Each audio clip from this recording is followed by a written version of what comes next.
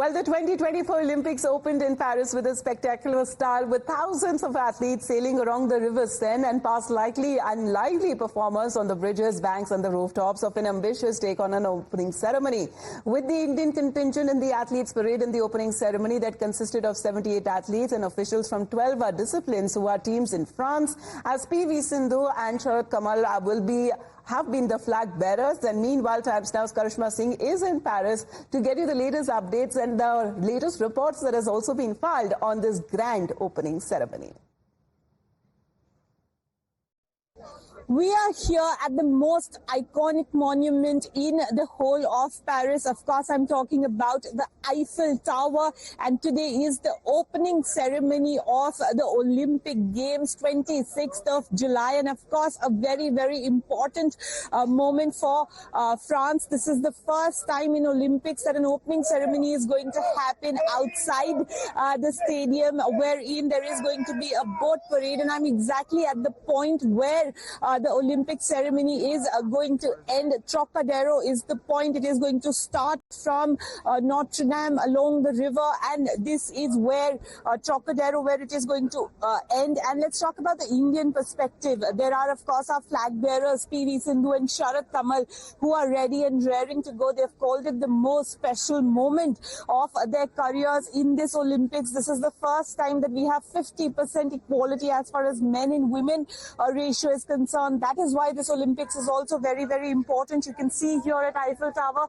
there are, of course, a lot of people. There is heightened security as well in Paris. So it is going to be a moment to celebrate, a moment to cherish. As far as Paris is concerned, it was 100 years ago that Paris had the Olympics, and now today in 2024 we are going to have the opening ceremony. It is, of course, going to be very, very special. India's contingent of 117 athletes is ready, and we are all prepared and raring to go to do better than Tokyo Olympics, where we won seven medals, and everyone is hoping that this time around we can touch double digits. And Paris is full of visitors, full of tourists who are, looking for places to get to watch the opening ceremony. There's, like I said, a lot of excitement. You can see the amount of people that have been coming here. They are, with their country flags, celebrating this huge moment, and one can only hope that this proves to be the best Olympics for India as well. Karishma Singh at the Eiffel Tower for Times Now.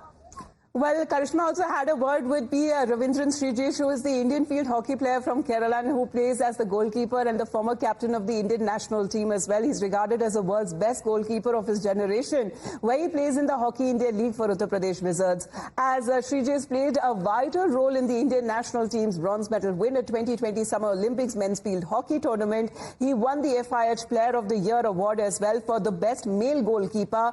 And since winning gold in 2014 Asian Games, he's won gold medal again in 2022 Asian Games in Hangzhou, as he's won a total of 16 international medals in his career until 2023 from the Olympics. A very special Olympics. So the man standing right next to me, PR Srijesh, and he's always teased me about not being able to give a new introduction for him. But this time around, Srijesh, last Olympics for you, you have announced it. How is the feeling? It's a tough feeling, emotional one. Whenever you go for an Olympics, everyone says it's a great honor, it's a great, exciting one. But for me, when I'm looking forward to it, seems like another 8 more matches left in my career, and how do you want to play that? So it's a big question. So when I had a word with my team, I said, just give your best for me, because this is the last chance for me to win a medal in Olympic Games. And the team has dedicated this campaign for you, Win It for Srijesh. So how does that feel? That adds an extra bit of responsibility and pressure on you? The responsibility is always there, and when the entire team says that it's a great thing, because they feel it like, okay, this guy is here from 2 decades, and this is the time what something they can do for me, and maybe it's the last time. So I think it's a good thing. I mean, they got one more reason to give the 200%. So I feel like, okay, the team is ready for it and I'm ready for it. Let's go and enjoy this tournament. And you've had your journey in the Olympics, of course. How do you look back at it from London to Rio to winning the bronze medal in Tokyo? And I remember Manpreet saying that we have won it for Srijesh there as well. He was the captain then, to now being in Paris. How would you describe your journey?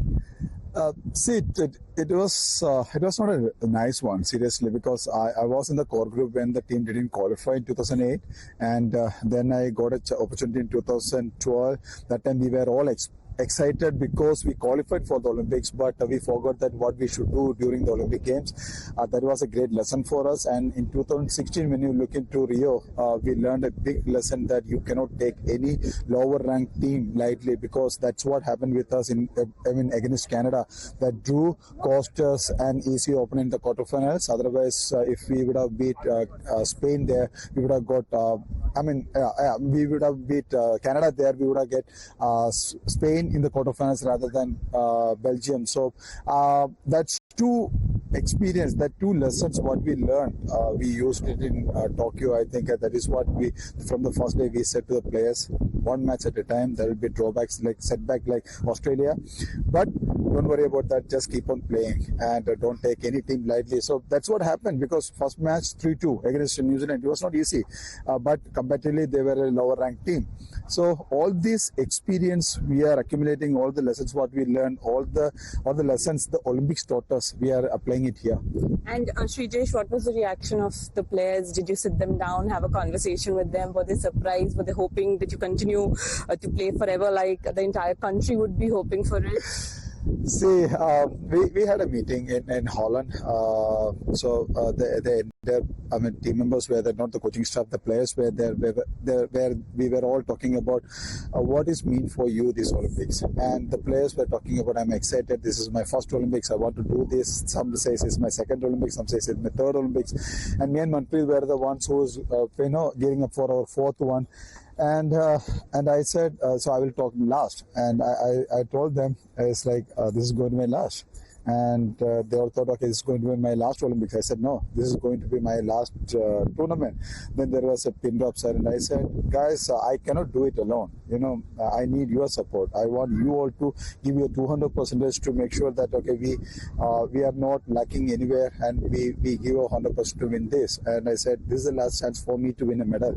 Any medal. I'm not pressuring you anything, but just give you 100%, 200%, and just go for it and win it. Then we go home. I can go home with a fresh mind. You've always been wanting to spend time with your children, see them grow. That's what your aim was to do right after you won that historic bronze in Tokyo as well. So you're looking forward to some family time as well?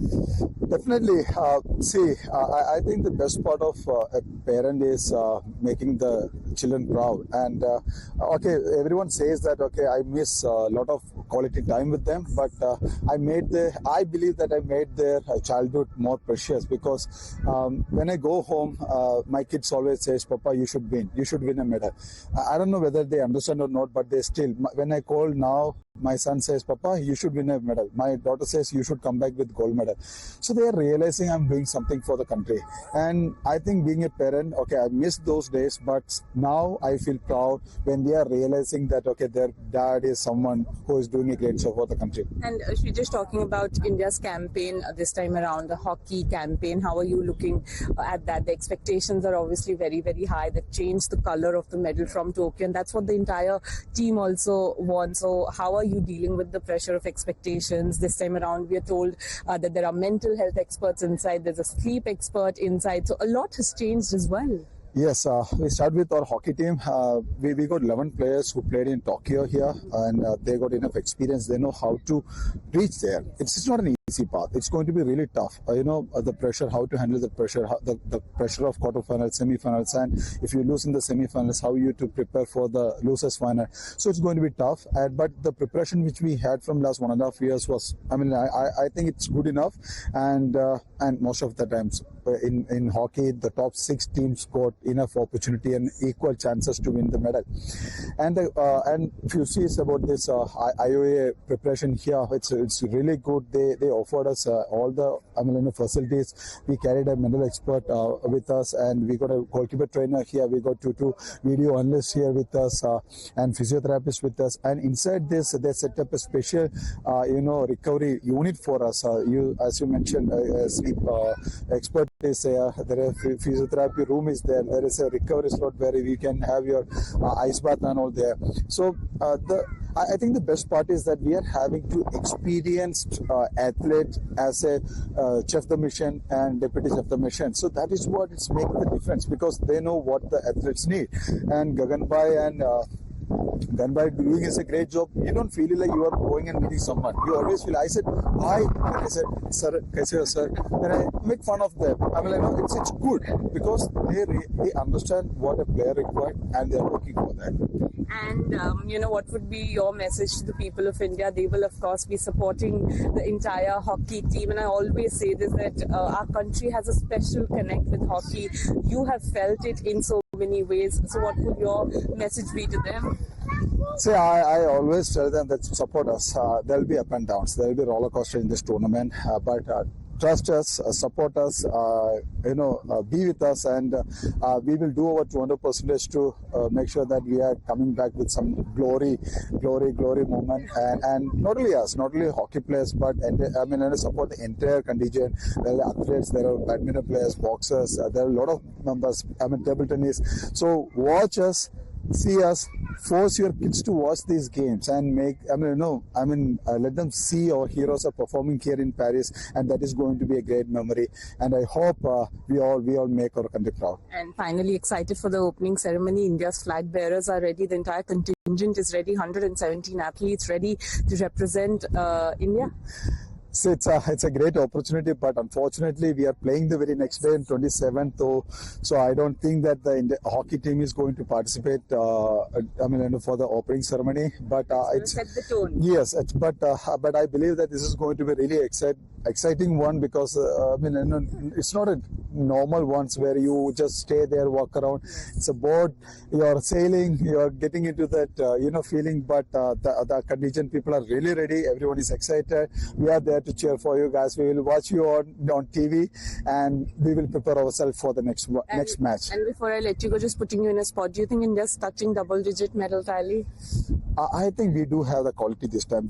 The athletes showcasing that confidence, and that is what I'm praying for. Let's go for it, guys. We need to set a mark this time, and the future will come, and they will grab more medals for our country. Srijesh, as always, a pleasure talking to you, and wish you all the very best for the Paris Olympics. Thank you very much.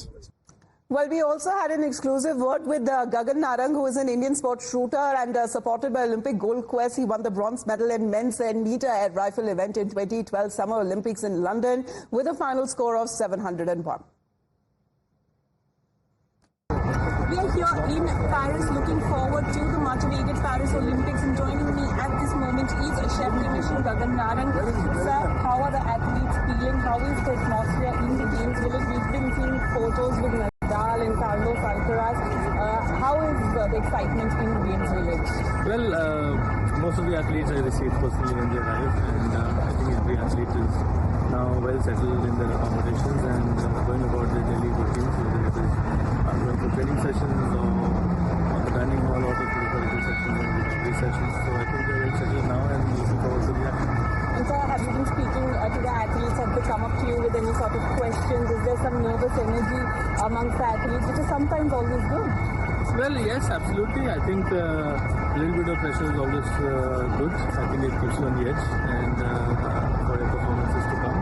But nothing that we can't solve. Minor issues here and there, but we're trying to mitigate all of them as much as we can. So no complaints as of now. And a lot of first this time as well, whether we talk about the addition of mental health experts or a sleep expert. So a lot is being done to take care of the athletes and to ensure that there is no stone that's left unturned for a good performance. Well, absolutely. There's unprecedented coordination between the Ministry of Youth Affairs, Sports Authority of India, federations and the IOA. And everyone's rallying behind the athletes, giving the athlete first approach, and everything that's necessary trust of course is always going to be there. And so how is the experience for you from being at an Olympics yourself as a competing athlete to now leading the charge for the athlete of the Champion mission? How has it been? Well, it's been an interesting experience. It was overwhelming in the beginning, but I think it's really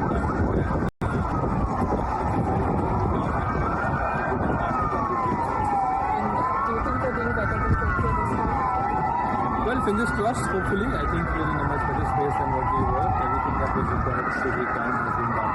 And I'm super happy to Thank you so much.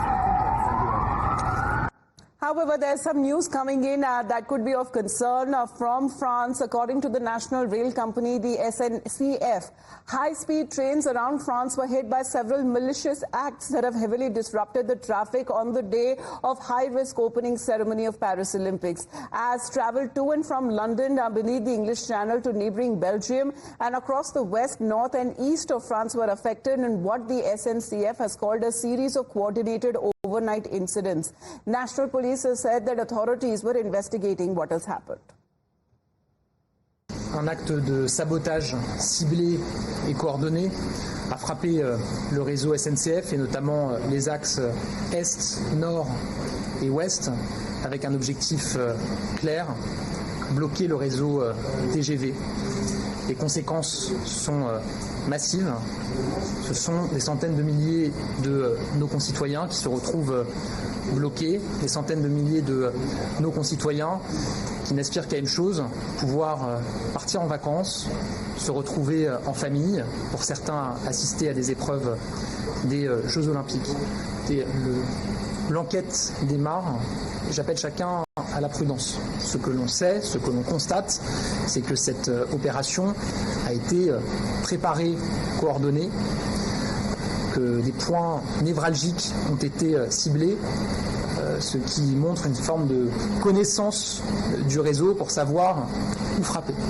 Je ne peux pas vous en dire davantage sur les auteurs, les motivations. Ce que je vois en revanche, c'est l'impact. L'impact qui est massif pour nos concitoyens.